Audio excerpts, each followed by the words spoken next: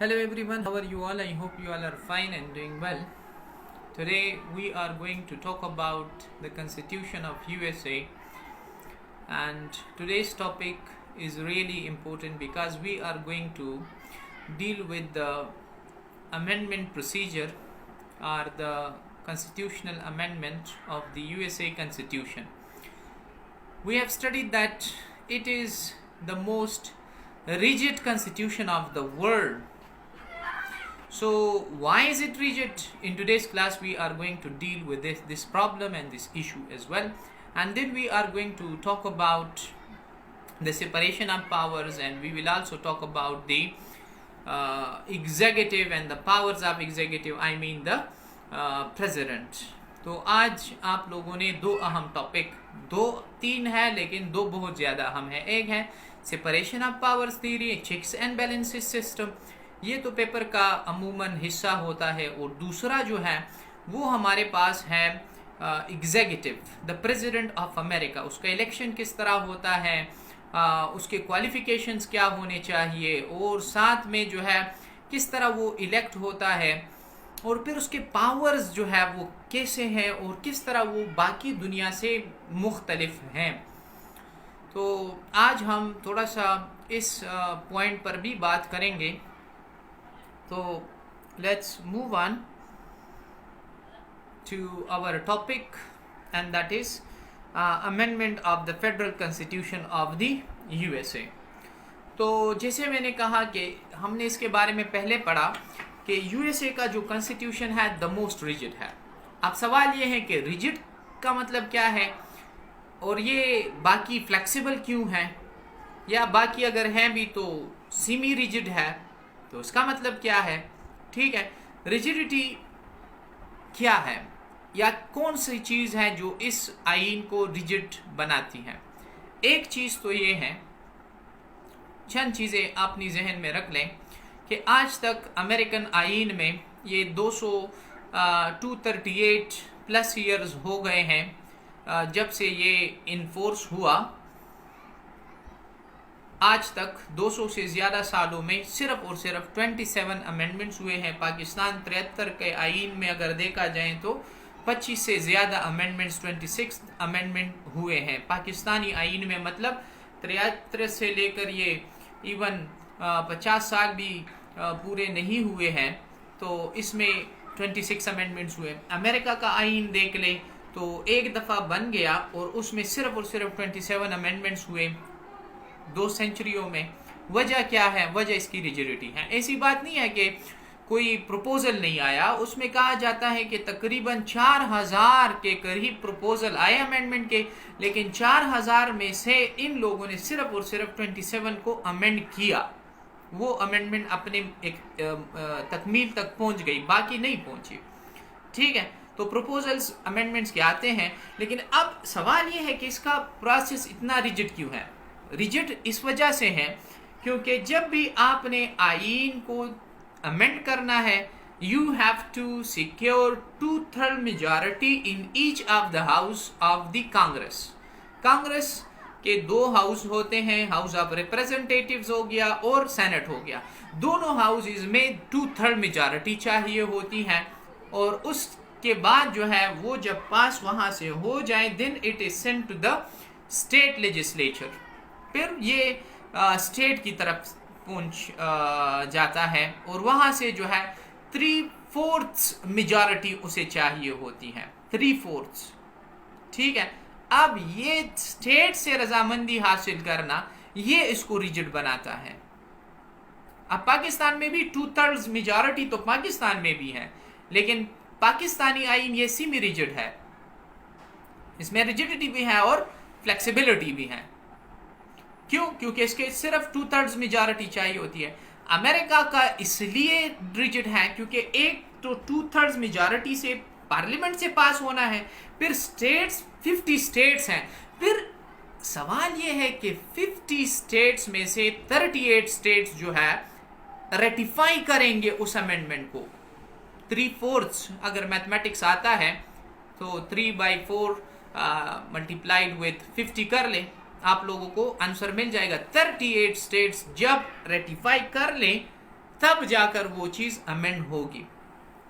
अब 35 स्टेट्स को राजी करना अमेंडमेंट के लिए ये बड़ी मुश्किल बात है, और यही चीज़ है जो अमेरिकन आईन को जो है मुश्किल बनाती है। अब स्टेट्स क्यों राजी नहीं होते, तो जाहिर बात है क्या लोग जो है, different states have different mentality, different people, different cultures, different languages, different necessities and needs and different thoughts, फिर सबको इंटीग्रेट करना ये बड़ा मुश्किल काम है। पाकिस्तान में देख लेना, अब आप 4 सूबे हैं और 4 सूबे सेंटर से कंट्रोल नहीं होते। हर सूबा जो है कोई कहता है कि मुझे अलग कर दो। बलूचिस्तान में ऐसी ही बगावत है, केपी में कुछ खास जगह ऐसे हैं जहां वहाँ भी फौज के खिलाफ भी बातें होती हैं, पाकिस्तान के खिलाफ भी बातें होती हैं, ठीक है।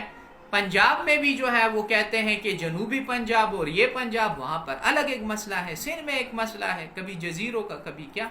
तो सेंटर के साथ कोई भी जो है सूबा राजी नहीं होता, सेनेट के इलेक्शन पर राजी नहीं होता, ओपन बैलेट और सीक्रेट बैलेट पर राजी नहीं होता।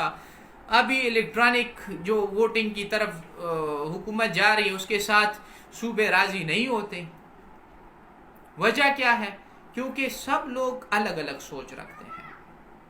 तो फिर अमेरिका में तो 50 स्टेट्स हैं, उन सब को राजी करना that is so much difficult. तो यही बात है कि इसको थोड़ा सा मुश्किल बना दिया जाता है। अच्छा, एक तरीका ये है कि दोनों हाउसेस से 2/3 मेजॉरिटी के साथ बिल का पास होना, फिर स्टेट्स के पास जाना, और फिर स्टेट 3/4 मेजॉरिटी जब रेटिफाई करेगी तब वो जो है एग्जीक्यूटिव के पास जाएगा और वो साइन करेगा, और फिर जुडिशरी, और फिर जो है वो कानून बन जाएगा या वो बिल पास हो जाएगा, ठीक है।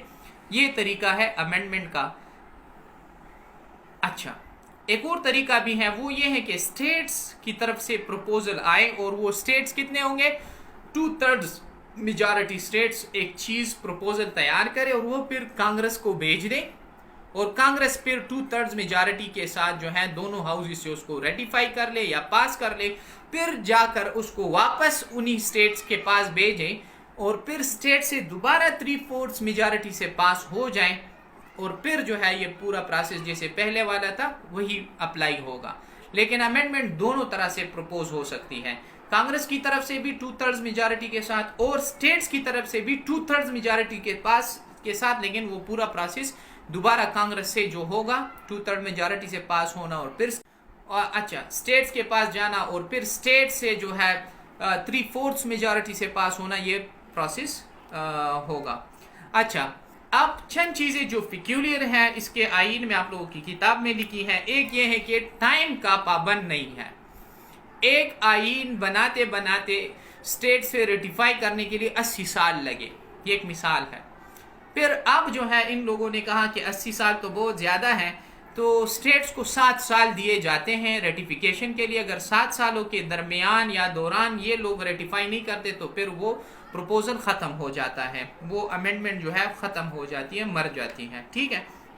इसी तरह एक और भी पिक्यूलियरिटी है, मतलब अजीब चीज़ है, स्ट्रेंज चीज़ है, वो ये है कि स्टेट अगर इनकार कर ले कि मैं रेटिफाई नहीं करता, दोबारा चांस है कि उसको रिवाइज कर ले अपने फैसले को, और वो कह दे कि मुझसे गलती हुई है, मैं रेटिफाई करना चाहता हूँ या चाहती हूँ। जो भी ग्रामर इस्तेमाल होता है स्टेट के लिए, उर्दू ग्रामर में ऐसी भी मसला है मेरा, आप लोगों को नहीं कह रहा हूँ।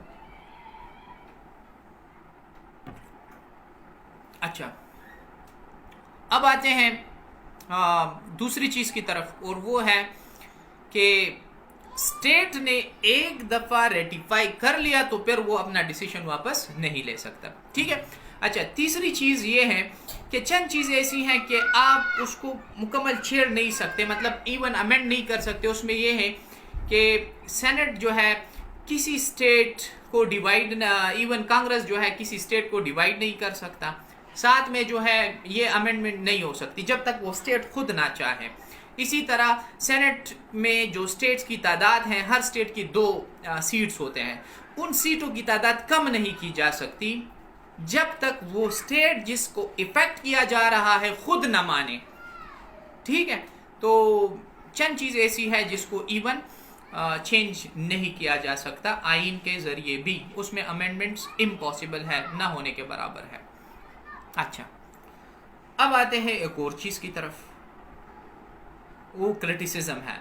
क्रिटिसिज्म इस पर यह हुआ कि इतनी रिजिडिटी नहीं होनी चाहिए, ये डेमोक्रेसी के ख़िलाफ़ है, फ्लेक्सिबिलिटी जो है होनी चाहिए, क्योंकि life is the name of flexibility and changing. कोई चीज़ भी हमेशा बरकरार नहीं रहती, सब ने एक दिन चेंज होना है। तो इसी तरह आइन भी जो है इसने भी एक दिन चेंज होना है, इसमें फ्लेक्सिबिलिटी होनी चाहिए, ठीक है। इसी तरह इसमें यह भी है कि माइनॉरिटी जो है मेजॉरिटी को इवन डिफीट कर सकती है। मिसाल के तौर पर 3/4 की मिसाल ले लें, 38 स्टेट्स हैं, 37 मान गए, एक स्टेट नहीं माना।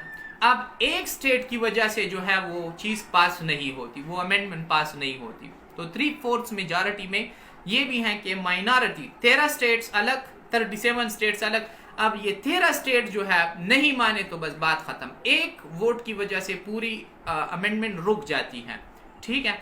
अब थोड़ी सी खूबसूरत बात भी बता दूँ, वो ये है कि 1913 से 1933 तक तकरीबन 10 अमेंडमेंट्स हुए अमेरिकन कॉन्स्टिट्यूशन में, ह्यूमन राइट्स और लिबर्टी और इन सारी चीज़ों पर। तो इसका मतलब ये भी है कि जब भी इन लोगों को ज़रूरत पड़ी, इन लोगों ने ये नहीं देखा कि 20 सालों में करनी है, 10 सालों में करनी है, 1 साल में करनी है, बस अमेंडमेंट्स कर जाते भी हैं, ठीक है। तो यही खूबसूरती है इस आइन की। अब आते हैं दूसरे टॉपिक की तरफ, और वो है हमारे पास सेपरेशन ऑफ पावर्स। आसान अल्फाज में बताऊंगा क्योंकि ऑलरेडी इस पर हम बहुत ज़्यादा लेक्चर्स में बात कर चुके हैं।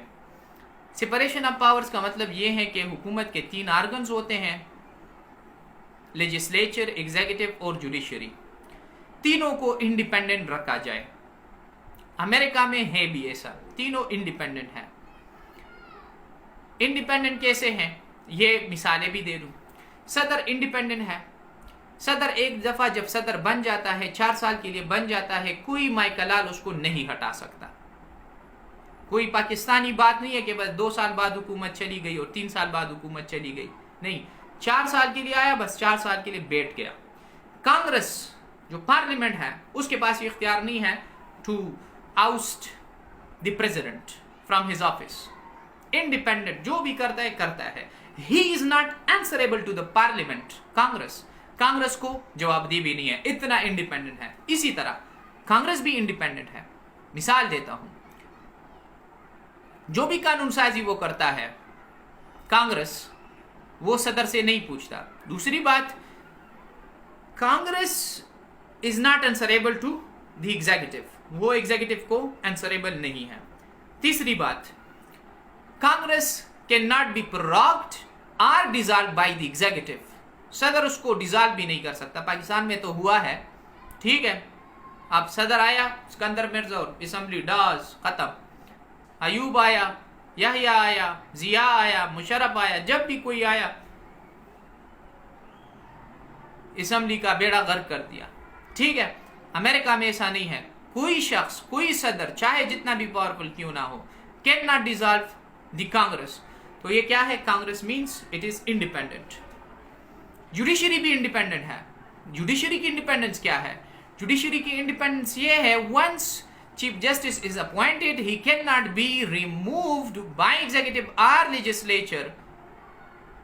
वो उसको भी नहीं। हाँ, एक तरीका है इम्पीचमेंट का, लेकिन वो इतना कॉम्प्लिकेटेड, इतना डिफिकल्ट है कि ये भी न खत्म होने के बराबर है, नॉन रिमूवेबल है। जज भी, तो वो भी इंडिपेंडेंट हो गया, एक दफा जज बन गया, बस बन गया। तो इसको हम कहते हैं independence of the 3 organs from each other, और इसी को हम कहते हैं सेपरेशन ऑफ पावर्स। पावर जो है तीनों में बराबर बराबर बढ़ चुके हैं। अब जो अमेरिकन फोरफादर्स हैं, जो फ्रेमर्स ऑफ द कॉन्स्टिट्यूशन है, दे न्यू दैट कि एक शख्स अपने पावर का मिसयूज कर सकता है। सदर है तो सदर अपने पावर का मिसयूज कर सकता है, लोगों की लिबर्टी खराब कर सकता है। तो फिर इन लोगों ने एक इंट्रोड्यूस किया, एक सिस्टम इंट्रोड्यूस किया, उसका नाम है चेक्स एंड बैलेंस। अब सदर को ले लेते हैं, सदर का जो है एक चेक मौजूद है कांग्रेस पर, ठीक है। क्या है, कांग्रेस से जो भी कानून बनाया जाता है सदर उसको वीटो कर सकता है। वीटो पावर हम उसको कहते हैं कि जनाब मुझे ये नहीं चाहिए, जाओ इसमें ये चीजें चेंज करो, या पॉकेट वीटो है कि बस इसको अपने टेबल पर रख दे, पॉकेट में रख दे, बस बात खत्म, नहीं करता, साइन नहीं करता इस पर। इसको पॉकेट वीटो कहते हैं, मतलब उसको डिले कर सकता है। अच्छा, फिर वो जो है जिस चीज से सदर इनकार करता है या उसको वीटो करता है, वापस जो है कांग्रेस में आता है, और अगर कांग्रेस ने फिर 2/3 मेजॉरिटी के साथ उसको पास किया, फिर सदर के पास वो इख्तियार खत्म हो जाता है। लेकिन फर्स्ट टाइम जो है उसके पास वो वीटो का इख्तियार है, एक चीज को अपने साथ रखने का इख्तियार है। ठीक, I hope you got this point. फिर सदर पर भी एक चेक मौजूद है सेनेट का। सदर जो भी करता है, बड़े अपॉइंटमेंट्स करता है तो सेनेट के अप्रूवल से करेगा। इसी तरह सदर जो भी फॉरेन ट्रीटीज करता है, मुआहिदे करता है, दौरे करता है, with the approval of senate करेगा। सेनेट जब तक अप्रूवल नहीं देगा वो फजूल है, वो रेटिफाई नहीं होगी, इफेक्टिव भी नहीं होगी। तो सदर भी जो है, अब कांग्रेस सदर का मुख्ताज हुआ, सदर कांग्रेस का मुख्ताज हुआ, दोनों का एक दूसरे पर चेक आ गया। इसी तरह जुडिशरी जो है उस पर दोनों का चेक है। कांग्रेस जजेस की सैलरीज, परमिशन और रिस्ट्रिक्शंस और स्ट्रक्चर्स और ये सब कुछ ये कांग्रेस से होता है। सदर जो है अपॉइंटमेंट करता है, बड़े बड़े जजेस की अपॉइंटमेंट सदर करता है, तो ये चेक आ गया। उसके बगैर ये नहीं होता, कांग्रेस के बगैर उनको स्ट्रक्चर नहीं मिलेगा, सदर के बगैर अपॉइंटमेंट नहीं होगी, तो चेक मौजूद है। अच्छा, जुडिशरी का दोनों पर एक चेक मौजूद है। कांग्रेस और सदर के जो आर्डर्स होते हैं जुडिशरी उसको वीटो कर सकती है, मतलब जुडिशियल रिव्यू के तहत नल एंड वाइट करार दे सकती हैं अल्ट्रा वायरस के जरिए। अच्छा, तो ये एक ट्रायंगल सा बना हुआ है, जैसे आपके दोस्त सुलेमान निमरान ने भी कहा।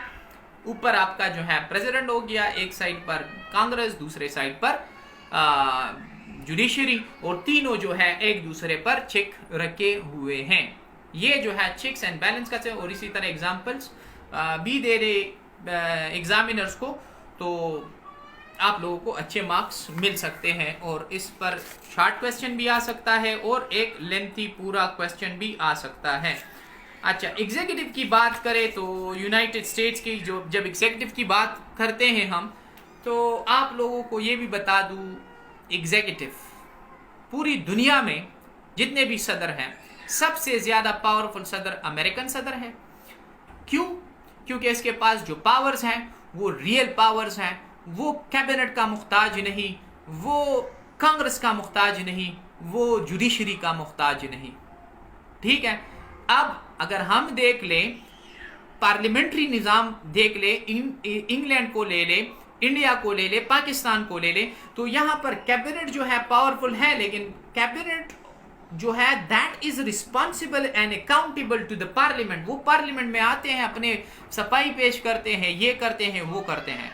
ये शख्स इतना पावरफुल है कि अपना कैबिनेट खुद बनाता है, और वो भी अपने ही पसंद के लोग लेता है, कि एक शहजाद उठा लिया, दूसरा जो है सलमा उठा दी, तीसरी जो है कोई और लड़की उठा दी, और वो जो है सदर की जो स्पॉइल सिस्टम है, हम उसको सदर की फैमिली भी कहते हैं, फैमिली भी कहते हैं। अच्छा, फिर उसकी खूबसूरती क्या है, जब कैबिनेट बनाया जाता है, so that is a group of advisers to the executive.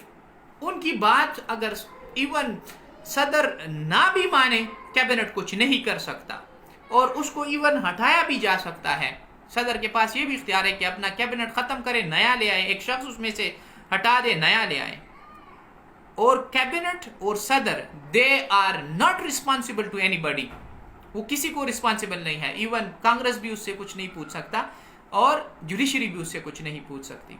तो अगर इन अल्फाजों को देखा जाए, सो हम ये देख लेते हैं कि हाँ, that is the most powerful person in the world when it comes to executive post, executive office, England की क्वीन टिटुलर हेड है, पाकिस्तान का सदर टिटुलर हेड है, इंडिया का सदर टिटुलर हेड है। वो तो रियल में एक्सरसाइज ही कुछ नहीं कर सकता। सारे के सारे पावर्स तो कैबिनेट के पास होते हैं, प्राइम मिनिस्टर के पास होते हैं। तो ये सारी चीजें जो है सदर के पास होती हैं। अच्छा, सदर के पास जो है इलेक्शन का तरीकेकार, ये आप लोगों का होमवर्क हो गया कि इसको किस तरह इलेक्ट किया जाता है। डायरेक्ट इलेक्शन है, इनडायरेक्ट इलेक्शन है, आसान तरीके से टेक्निकल बातें हैं कि ये अपने इलेक्टोरल जो है कॉलेज के ज़रिए इलेक्ट होता है।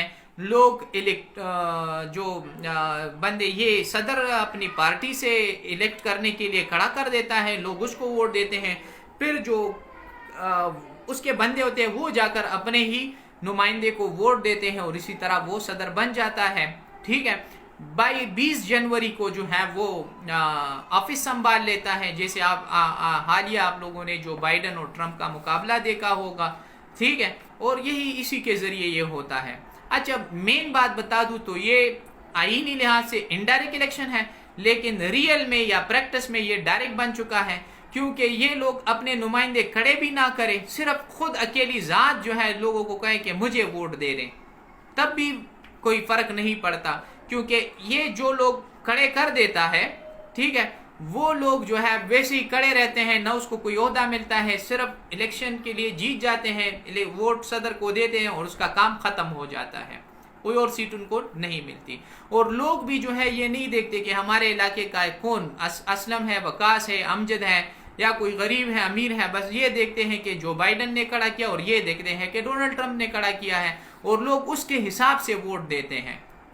तो इसलिए कहा जाता है, क्रिटिक्स ये कहते हैं कि अमेरिका में इलेक्शन अगर डायरेक्ट इलेक्शन भी होता, डायरेक्टली लोग वोट देते प्रेसिडेंट को, तो वही रिजल्ट आता जो इनडायरेक्ट इलेक्शन में आता है। तो इसलिए कहा जाता है कि अमेरिका का जो इलेक्शन निज़ाम है तो आईनी तौर पर indirect, but in practice in real it is more direct. अच्छा, यहाँ पर कुछ क्वालिफिकेशन लिए गए, सैलरीज क्या होगी, टेन्योर क्या होगा, और अगर सदर मर जाए तो कौन आएगा, तो जाहिर बात है वाइस प्रेसिडेंट ही आएगा। उसकी इम्पीचमेंट हो सकती है, सेनेट के जरिए हो सकती है। और ये भी आप एक चेक में यूज़ कर सकते हैं कि सेनेट इतना पावरफुल सेनेट है कि वो सदर की जो इम्पीचमेंट है वो भी कर सकता है, और ये भी एक चेक है सदर के ऊपर, एग्जीक्यूटिव के ऊपर। ठीक है, अच्छा, एक ये आप लोगों का असाइनमेंट हो गया। एक और असाइनमेंट भी देता हूँ, पेज 198, 99 और 203 तक, हाँ पेज 203 तक है। तो इसमें सदर के इख्तियारात हैं, चीफ एडमिनिस्ट्रेटर भी हैं, कमांडर इन चीफ भी है, आर्मी भी उसके अंडर काम करती है। साथ में जो है ये भी इख्तियार है कि फॉरेन रिलेशन की जो डिक्टेटर ऑफ फॉरेन रिलेशन जो मुआहिदे किए जाते हैं, अगरचे उसके लिए सेनेट का अप्रूवल लाजमी है, लेकिन असल में जो मुआहिदे करता है, जो ट्रीटीज करता है, सदर करता है, और सेनेट जो है अमूमन उसका साथ देता है, उसके खिलाफ नहीं जाता। बड़े बड़े अपॉइंटमेंट्स यही करता है। ठीक है, लेजिस्लेटिव पावर्स भी है, वीटो पावर्स जैसे हो गया। ठीक है, किसी को माफ़ करने का इख्तियार ये भी उसके पास है, और कांग्रेस जो कानून बनाता है ये भी इख्तियार है उसके पास। मैसेजेस, हाँ, ये कांग्रेस को मैसेज वगैरह भी दे सकता है कि फला चीज़ पर बात करे, कानून साजी करें। ठीक है, स्पेशल सेशन भी बुला सकता है, और पब्लिक ओपिनियन, और ये सिर्फ और सिर्फ ये नहीं बल्कि लोगों का सदर भी है, सबको रिप्रेजेंट करता है। हेड ऑफ द स्टेट भी है और हेड ऑफ द स्टेट और हेड ऑफ द गवर्नमेंट, दोनों इख्तियारात हैं इसके पास। अगर पाकिस्तानी सदर के साथ कंपेयर किया जाए तो वो सिर्फ और सिर्फ हेड ऑफ द स्टेट है, हेड ऑफ द गवर्नमेंट नहीं है। Head of the government prime minister होता है। अमेरिका में सदर इतना पावरफुल है कि हेड ऑफ द गवर्नमेंट भी है और हेड ऑफ द स्टेट भी है। इसी तरह पब्लिक ओपिनियन को अपील भी कर सकता है, पर्सनल इन्फ्लुएंस भी इसका बहुत ज़्यादा होता है। जैसे मैंने कहा कि सेनेट को कुछ कहे तो सेनेट वाले इनकार नहीं कर सकते, बल्कि सेनेट वाले मान जाते हैं, इसका पर्सनल ओपिनियन ही इतना ज़्यादा है। तो कभी भी कोई शख्स भी अमेरिकन प्रेसिडेंट को नाराज़ नहीं करना चाहता। इतना पावरफुल बंदे को नाराज़ करना कोई पागलपन ही होगा। ठीक है, जुडिशियल पावर्स भी है, किसी की सज़ा कम भी कर सकता है, ज़्यादा भी कर सकता है, सही। साथ में जो है माफ़ी भी दे सकता है, पार्डन पावर्स भी हैं। अच्छा, 3 पावर्स जो है आप लोगों ने याद रखने हैं।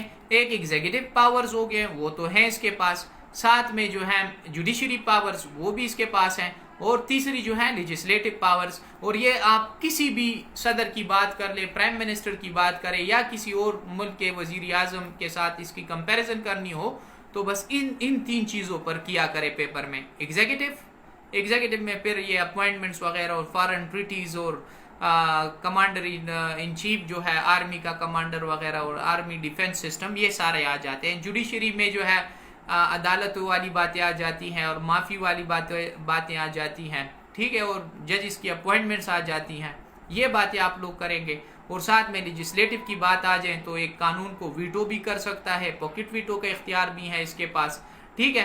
फाइनेंशियल जो है बजट की जो कुंजी होती है वो भी इसी के हाथ में है। जब कोई अप्रूवल देता है तो यही देता है बजट का, तो ये सब कुछ इसके हाथ में है। तो इन सब बातों को लेकर हम ये कह सकते हैं कि अमेरिकन जो प्रेसिडेंट है उसके पास जो भी इख्तियारात हैं, चाहे जुडिशरी है, चाहे लेजिस्लेचर के इख्तियारात हैं, या लेजिस्लेटिव इख्तियारात हैं, या साथ में जो है एग्जीक्यूटिव पावर्स या एग्जीक्यूटिव, वो रियल में है।